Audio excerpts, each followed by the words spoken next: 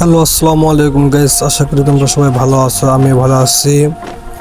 কোনো এক ম্যাচে আমি আমার ফ্রেন্ডের সাথে গেছিলাম বিয়ার র্যাঙ্কে ভিডিও করার জন্য।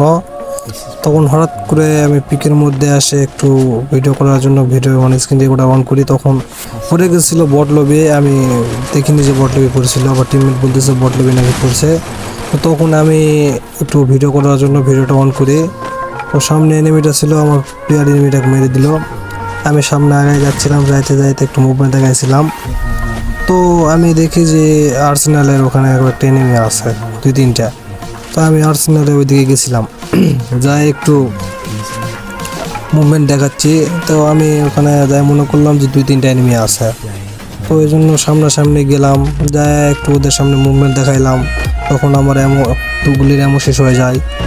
মুভমেন্ট দেখার পর দুগুলি এমন শেষ হয়ে যায়, এই জন্য ওই দুগুলির এমন জন্য গেছিলাম বক্স ফাটাইতে। বক্স ফাটে দুগুলি এমন পাই না, তখন একে দিয়ে কিল করতে লাগি। তো যখন একে দিয়ে কিল করতে যাই তখন দেখি এক আশ্চর্যজনক ঘটনা। আমার কিল ছিল তিনটা, আমি খেয়াল করিনি। তো আমি তখন একটু মুভমেন্ট দেখে নিমিদের মারতে যাই। তো ধীরে ধীরে কিল করি। কিল করা প্রায় শেষের দিকে আমি খেয়াল করিনি যে কয়টা আমার কিল হয়েছে।